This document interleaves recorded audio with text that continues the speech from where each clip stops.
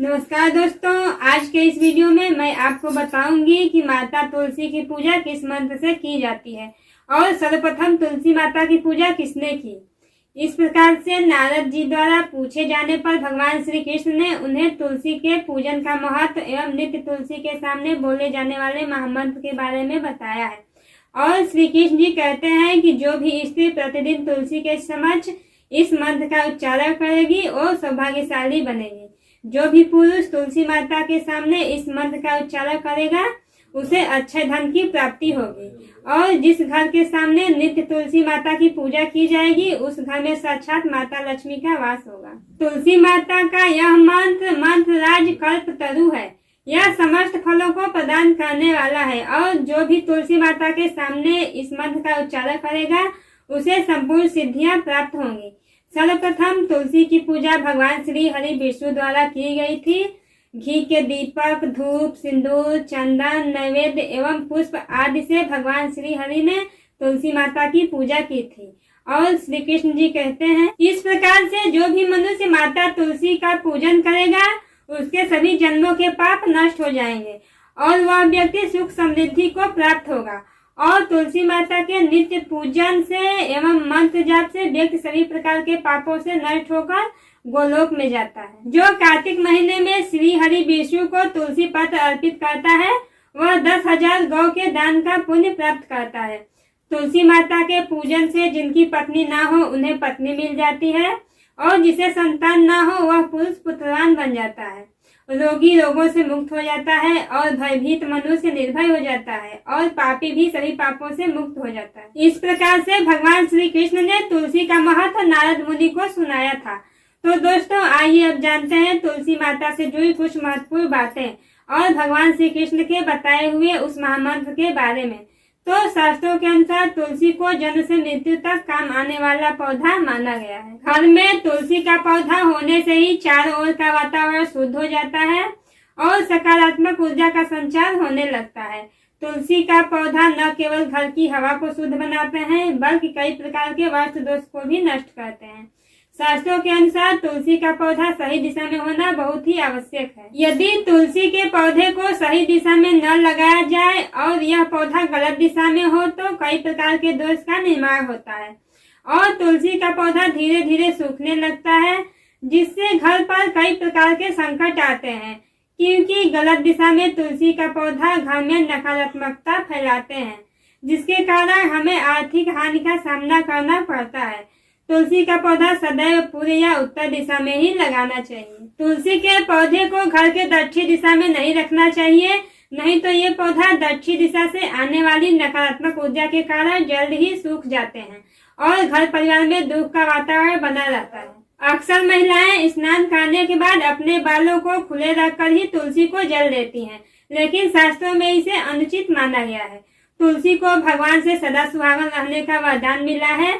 ऐसे में सौभाग्य के लिए महिलाओं को अपने मांग में सिंदूर भरकर ही तुलसी को जल अर्पित करना चाहिए। तुलसी माता को जल अर्पित करते समय इन महत्वपूर्ण बातों को ध्यान में अवश्य रखिए।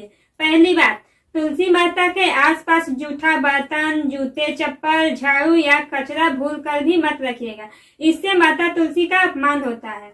और दूसरी बात, जिस गमले में तुलसी का पौधा लगा हो उसमें कोई भी दूसरा पौधा नहीं लगाना चाहिए।